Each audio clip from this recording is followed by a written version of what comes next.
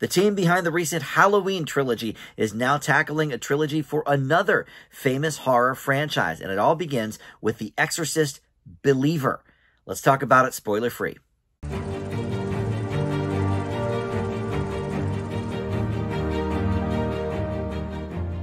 Hey guys, Dan here. This is Dan Reviews It. Welcome to my very spoiler-free review for the new film, The Exorcist Believer. In fact, as of this recording, it's so new, it has not even been released yet. I was lucky enough to screen an advanced version of this movie, so this is, going to be very, very tight-lipped on the plot stuff, but I'll definitely give you my thoughts on the matter here in just a moment. First, though, let me welcome you into Dan Reviews It. Thank you for finding this video. We've got a ton of great stuff on the channel here. Please consider subscribing.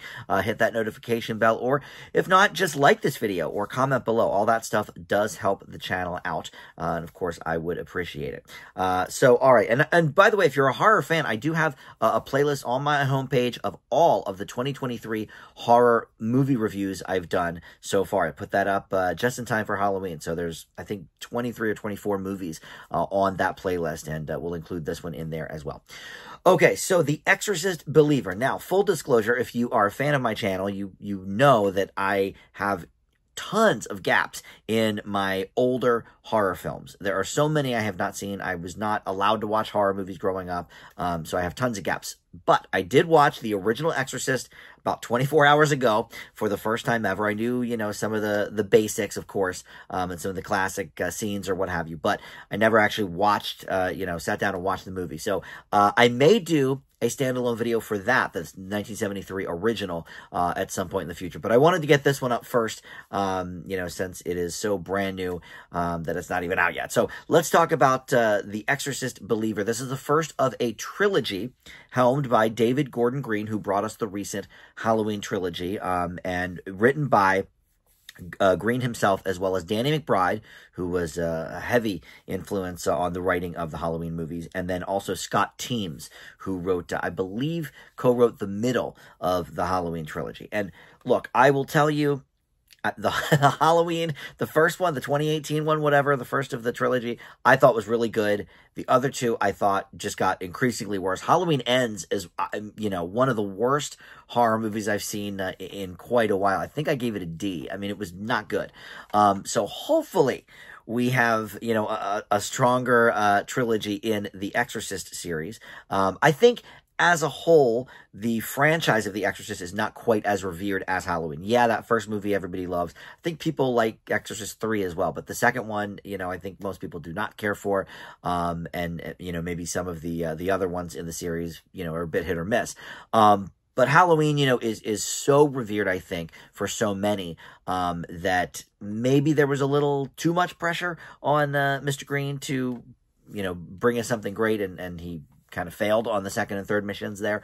But in any event, I did like the first Halloween movie, and if this one is any indication, I think we're in for a pretty solid ride with this series. So the basic premise here is the parents of two demonically possessed girls, including a single father of one of them, played by Leslie Odom Jr., are desperate for help after these girls disappear and then become possessed, and they seek out someone who is very, very familiar with this routine, and that is Chris McNeil herself, played, of course, by Ellen Burstyn. And that's not really much of a spoiler. It's been all over the trailers, and there's been news articles about her coming back. So, don't think that is a spoiler, in my opinion. But you also have Ann Dowd here playing the next-door neighbor / nurse.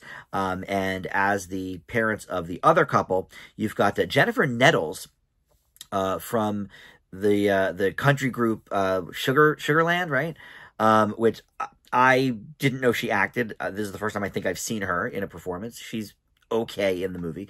And then her husband, played by Norbert Leo Butz. And then you've got Lydia Jewett as one of the girls, and then the other one played by Olivia Markham. Two names I am completely unfamiliar with. And really, that's all I think we'll say about the plot. Much like the Halloween 2018, this one is sort of a direct sequel to the original Exorcist.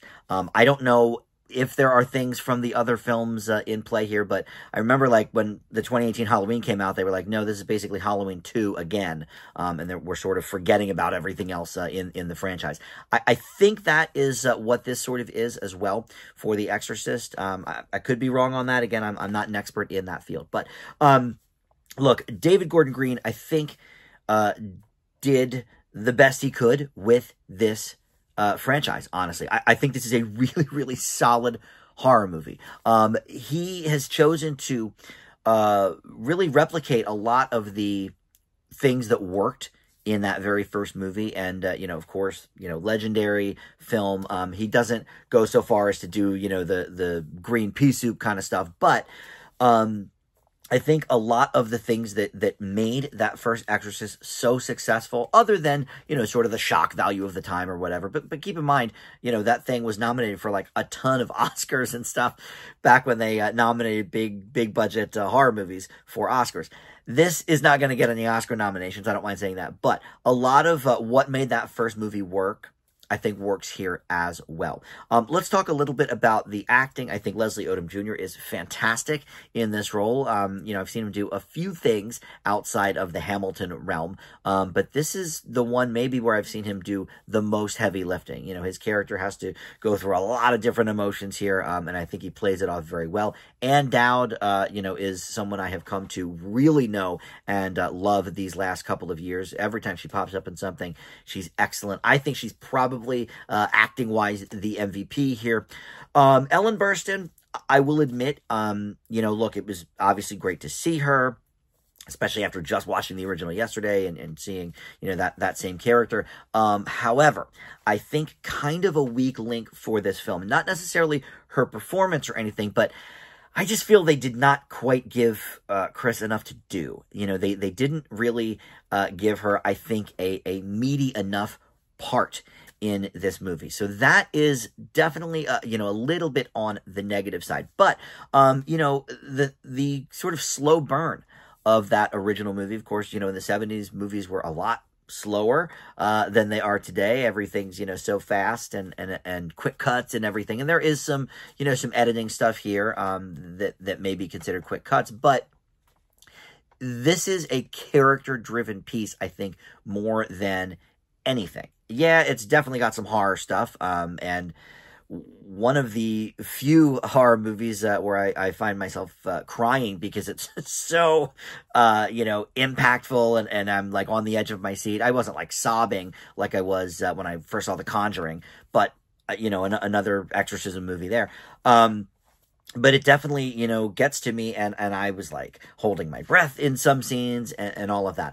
I would say in terms of the exorcism and the possession, another slight negative is maybe we don't get enough of all of that throughout the movie. I feel like when I watched the original Exorcist, we had a lot of that. Here, it was really confined mostly to the last, I don't know, half hour. I mean, it's a big, long exorcism scene, but that's where it's mostly confined. I would have maybe liked to have seen the girls a little more possessed in their own homes beforehand or what have you.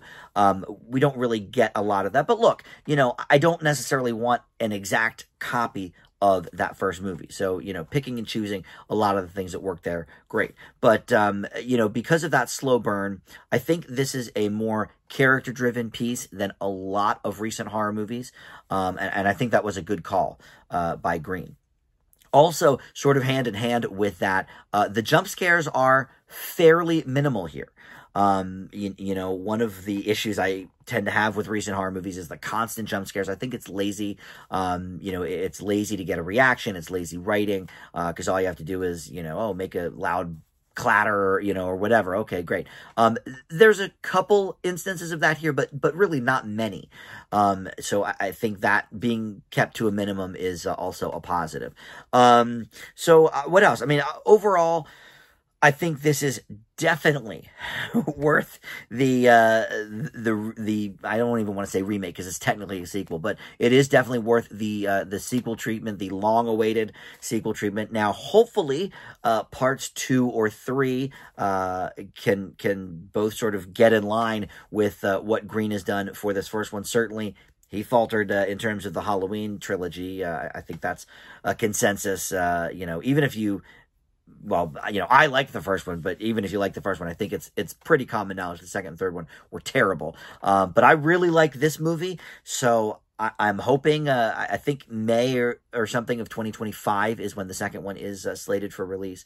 But hopefully it can follow in these footsteps. This is not the best horror movie I have seen this year, but it's definitely up there. It's probably top 3 of the year, I would say. There's a lot of good horror movies out there, and again, you can check out my 2023 horror playlist on the channel here. But, I think...